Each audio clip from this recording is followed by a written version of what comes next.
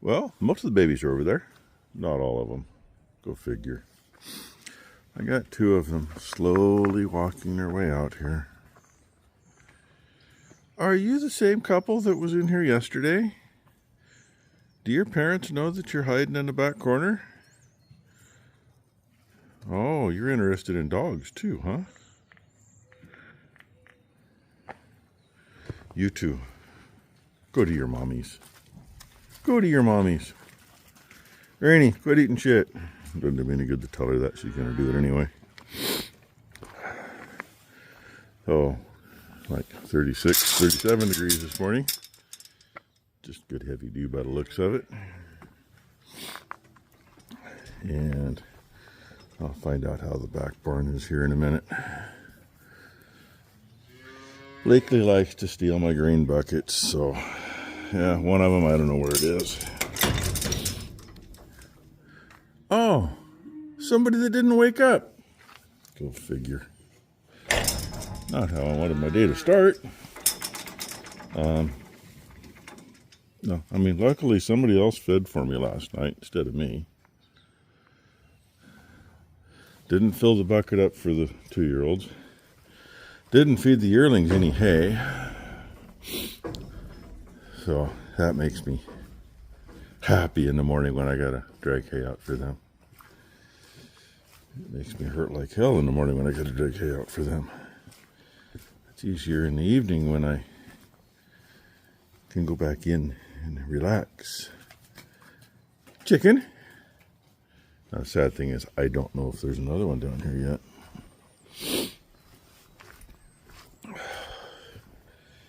I'm gonna say no. And she actually made it out the gate. So hey, here's your just over 2 minutes of me wandering around in a barn that needs to get cleaned. I was gonna see if Ty would clean the 2-year-old's lot yesterday, but I don't know what she was too busy doing.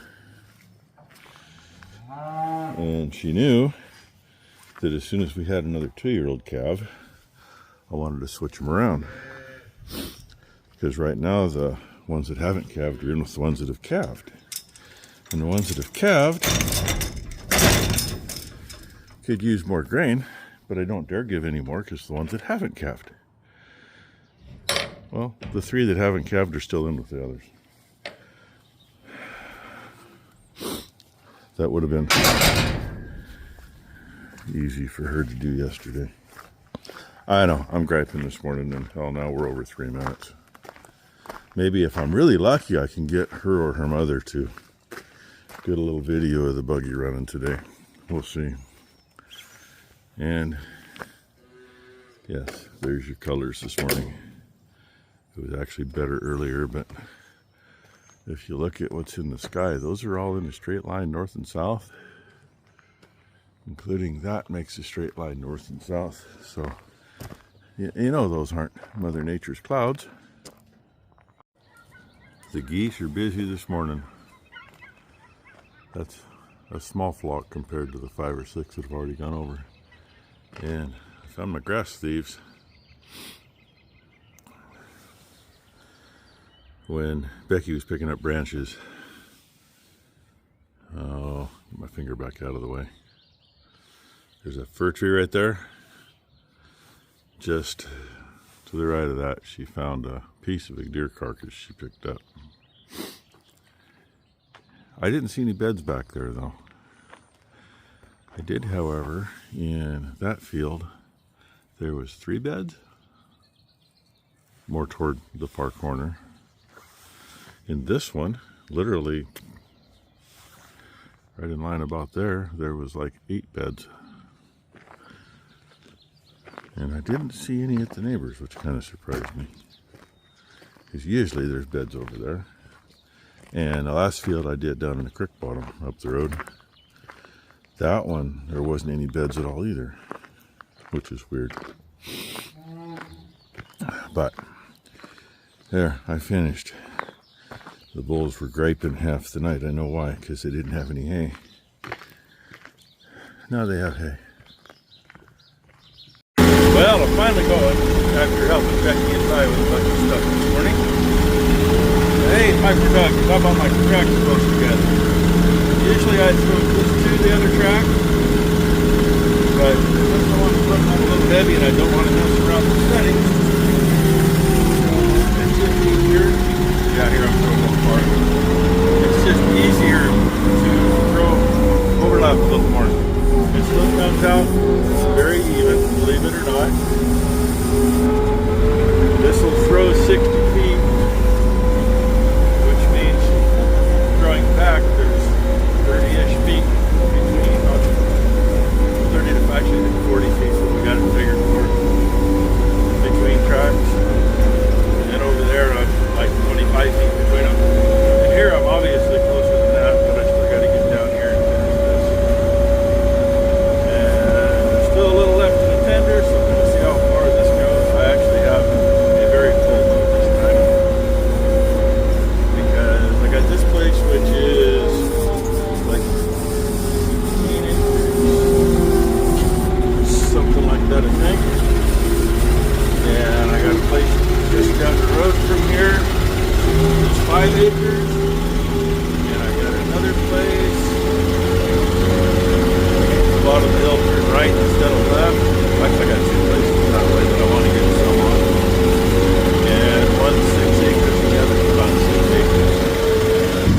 And that's what I got in here. 4-ton bid, so I had over 3-ton on when I left. What I'm doing, I can put this back on the finish. It's empty. And my elevator operator, that's what I got left. Well, there's Ty and Becky's mess. That's most of what was in that bay. Some stuff's still in there.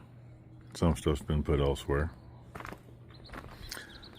Bunch of stuff's going, some's going in there. Bunch of stuff's gonna go to scrap. A couple things are gonna end up for sale. Might have somebody else, close friends that want something, and maybe I owe somebody a favor or something. They might get something. A couple things are not going anywhere. Those 2 old chainsaws. They may never run. If you notice, they got, ouch, that was my shoulder that just popped. They got chain on them. When we lived in town, I had those hanging from the rafters in my shop.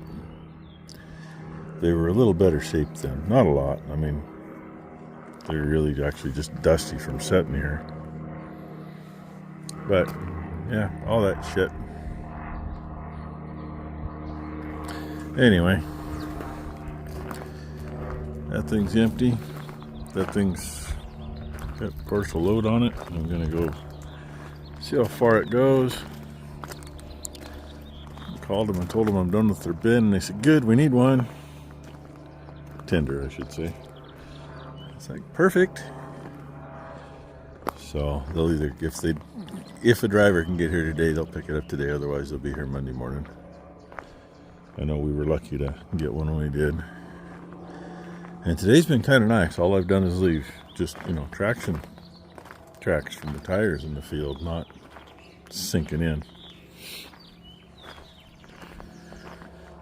Anyway, yeah, I'm working up the gumption to get back in the thing. That's not bad to run.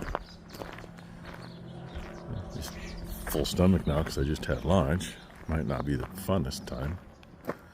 And only 1 cow laying out here. Should go check the rest. Hey, I'm back here again, kind of like last night, but it ain't that late yet. I got into the last field I was gonna do. I should have just enough in that box to do it. There's about 8 acres, give or take. Some of it could use an extra coat if I've got it left over. And I don't have enough power to run the electronics, which doesn't make sense. Engine won't turn over now after I got it. I did get it home. Obviously, it's sitting here. Checking at the alternator. It's just shy of 11 volts. It should turn the engine over at that rate. About the same at the battery. It's 10.8 8.4 or something at the battery. But I got nothing to turn the starter over. So, now I gotta figure out WTF.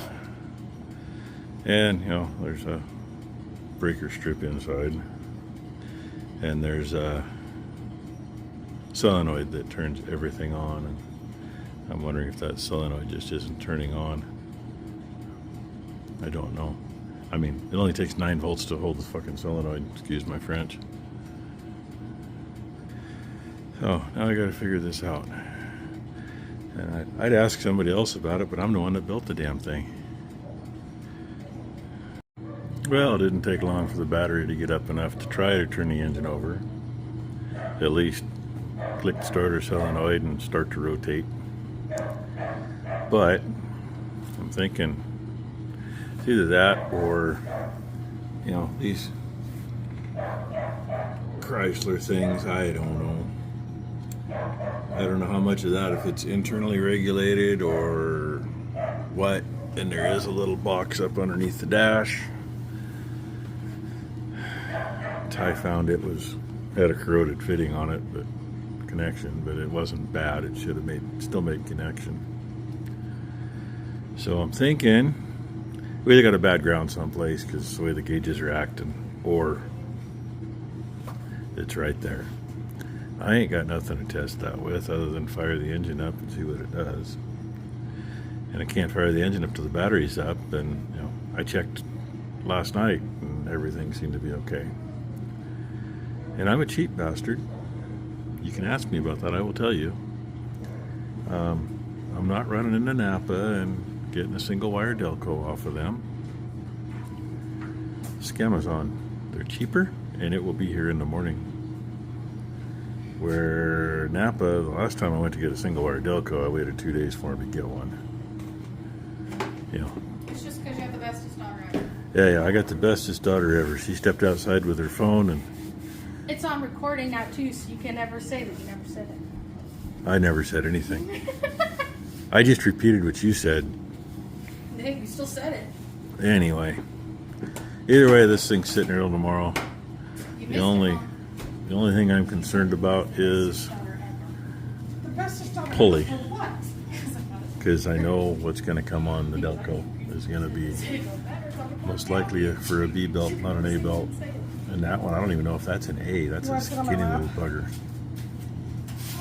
So, Fat and sweaty for that. and it should, maybe. No, this one bolts on a little different. That's okay. It looks like I'm making an adapter in the morning. Because the alternator slips over where the Delco is going to be the other way. That's not a big deal. Might even take that bracket off and redo the whole thing. I don't know. Should you be able to use the top strap anyway? So yay, and hopefully get finished spreading before it starts raining tomorrow. Ty says 11 o'clock is when they say, and the guy I talked to earlier said late in the day, so you know, if I got a couple hours fixing this in the morning, I should be out before the rain hits. And if it is raining, tough shit. It's got to get hosed off and we're done anyway. It just makes a little longer job of hosing is all. Nelson wanted a little more on our foam mark system. Cheapy tank, cheapy pump. Well, not too cheap. I mean, anything will work if it'll pump fluid. Diaphragm air compressor because they're cheap. Everything's 12 volt. And I know it's hard for me to get in here. It's hard for you to see. The line from the pump is this one right here. Comes into a T. The T has a quarter turn valve under that drops back into the tank. That does two things. One, it keeps the foam mark solution mixed, and the other is it's on just enough to keep the pump always running instead of cycling, because when they cycle they don't work very well for this. And a metering valve, which on this one, that it's actually a meter valve at the end. It's just got that type of handle on it. And the only thing we got to do before we start every day is you turn that open a little bit, and yeah, I can't get my hand in here. This hose is the solution hose that goes back to the back, and you can see it start to flow, and then turn it back down to where you had it. Hopefully whatever crap that was in the valve is out and gone. This hose is the air hose. They run together. On this one, it doesn't go very far, so they're just 1/4 inch hose, I think. Excuse me. They come back into that. It's a PVC pipe. That one's about 1 foot long, maybe a little longer, with a cap on the end. We drilled and tapped for the fittings. So the air comes in the bottom, and the top one is the solution, so it drops down over the air. And that has those little plastic, they're like an SOS pad with the plastic scrubber deals. I think there's 4 of them stuffed in there. And that makes it all mix up on the way through. And we're just into an elbowing out this on this one. And that is a commercial foam mark piece, but we can also go to that one. That's why we got capped, otherwise it gets full of crap. Swap them, and I can run ribbons. This leaves a blob, you know, softball size or so, and that'll just leave like an inch diameter ribbon, like 1 foot or 2 feet long every time it drops. And I think I mentioned it yesterday, unfortunately things aren't working right. I'm not sure if the compressor's not putting out enough, or if I just got to play with that valve and clean it up. And while I'm here, we'll spin you around, because y'all know the sprayer's way back there in the big bale barn. But right here, this is the foam mark tank off of it. And that valve there is just so you run back into the tank, so the motor will keep running and it keeps it stirred up. And I don't know if the other part's back on the sprayer or not. I don't think it is. But there's somewhere around here, there's the metering valve for it, which this would go to. And it's got the same thing, the exact same accumulator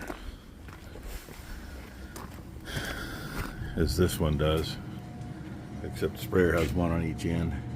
But this one, I really wished I'd had it on a couple times today. I was in fields where I couldn't see my tracks till I drove over them.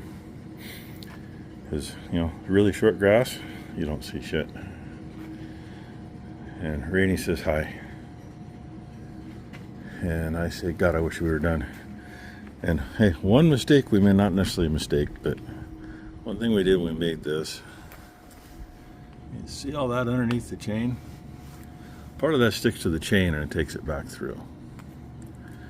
And I don't care who you are, what you're doing. That's the front of that pan. It's a stainless pan we stuck in the bottom, and it just brings it all back up. There's probably a good 5-gallon bucket full of fertilizer in there. Maybe a bucket and a half. It all has to get washed out later. I hate having one sit overnight, because they draw, I mean, even today, it's drawing moisture and crusting, but it'll break loose tomorrow. Then it'll all get pressure washed. Hose with a hose first, because copious amounts of water is what gets this stuff broke loose and flushed off. Then it'll get a light pressure washing, because you don't want to hit too hard. I mean, some of it will hit hard, but then it'll get dieseled good after it dries. So anyway, I hope I showed you enough there, Nelson. Oh yeah, there's part of the good stuff too. You want some? It'll look yummy. It's actually getting pretty accumulated. It's the first time it's been that bad on this buggy, but I'm also dumping some other stuff into the fertilizer that's a little damp, and I think that's most of what that is. That C90 we used last year, I figured I got it. May as well throw a few bags in when I filled the buggy. And I'm hoping, I know where those came from. I got chunks at the door. Those came out of that bin, out of the tender, because they don't clean those things out. It gets accumulated. I mean, the belly auger in that goes to the back to run it up into the machine to the other auger, that's literally that thick with built up fertilizer at the back. So, oh well, I'm going to call it the end of the video, and it's probably way too long now, but Nelson asked, so there, I told you. And anybody else that wanted to see it, there it is. Thanks for watching, everybody. Hope you had a better last half of your Saturday than I did. I mean, I'd be just finishing hosing this thing off now if it wasn't for issues. And hope everybody has a great Sunday.